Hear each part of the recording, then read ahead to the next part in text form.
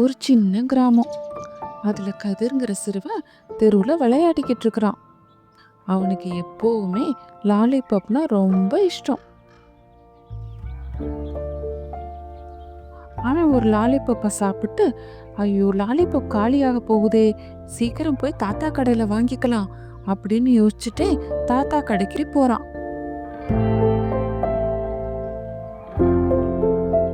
தாத்தா தாத்தா, லாலிபப் இருந்தா ஒன்னு தாங்க அப்படின்னு கேக்குறான்.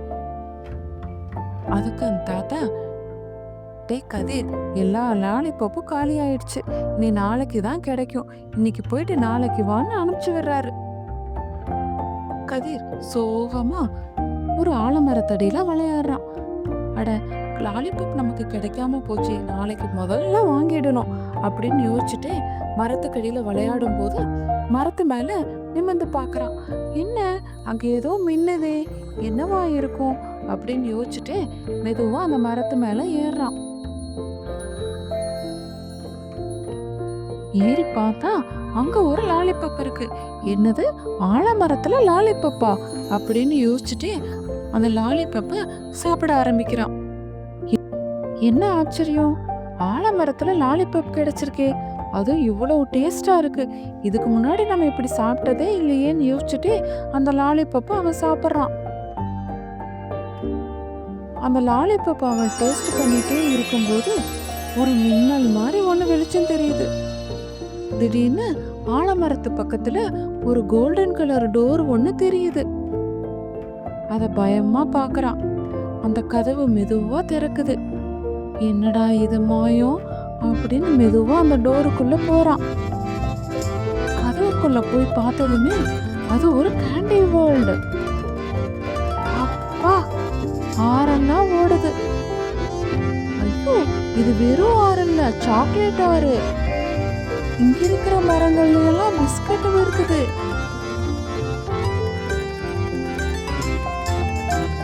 மேகங்கள்லாம் பஞ்சு மிட்டாயா இருக்கே, பறவைகள் கூட ஜெலிக்கட்டைகள் போல இருக்கே, அங்க யார் உட்கார்ந்து இருக்கிறது அப்படின்னு பாக்குறான். அங்கதான் கேண்டி கிங் உட்கார்ந்து இருக்காரு. வா கதிர், நீ அந்த மந்திர லாலிபப்ப சாப்பிட்டியா அப்படின்னு கேக்குறாரு. அதற்கு கதிர் பயந்துட்டே, ஆமா, நான் மரத்துல ஒரு கேண்டி இருந்தது, அதை ஏறி பார்த்தா அது ஒரு லாலிபப், அதை நான் இதுக்கு முன்னாடி சாப்பிட்டதே இல்லை, அவ்வளவு டேஸ்டா இருந்தது, அதை சாப்பிட்டதே நான் இங்க வந்துட்டேன் அப்படின்னு சொல்றான். நீ சாப்பிட்டது ஒரு மந்திர லாலிபப், இதை நீ 3 முறை சுத்தி பிடிச்சு நீ என்ன கேட்டாலும் அது உனக்கு கிடைக்கும்னு சொல்றான். அப்படியா அப்படின்னு கேட்ட கதிர், எனக்கு இது ஒரு பெரிய சாக்லேட் மலை வேணும் அப்படின்னு வேண்டான். அவன் கண்ணு முன்னாடி ஒரு பெரிய சாக்லேட் மலை வருது. வாவ், எவ்வளவு அற்புதம் அப்படின்னு ஓடி போய் அந்த சாக்லேட்டை முழுசா சாப்பிட ஆரம்பிக்கிறான்.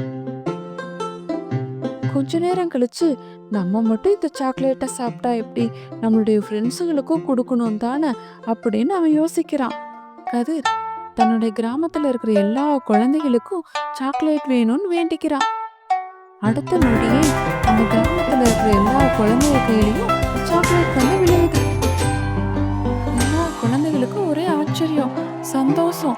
ரொம்ப சந்தோஷமா இந்த சாக்லேட் எப்படி நம்ம கையில வந்ததுன்னு தெரியாம சந்தோஷத்துல குதிச்சு சிரிச்சு மகிழ்ச்சியா இருக்கிறாங்க. கதிரோடைய முன்னாடி கேண்டி கிங் வர்றாரு.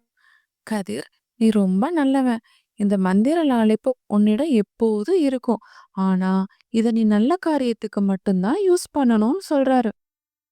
கதிர் அதற்கு, நிச்சயமா நான் நல்ல விஷயங்களுக்கு மட்டும்தான் இதை யூஸ் பண்ணுவேன் அப்படின்னு வாக்கு கொடுக்கறான். கதிர் அதை பார்த்துட்டே இருக்க மிட்டாய் உலகம் லேசா மங்குது, கதவு மறையுது.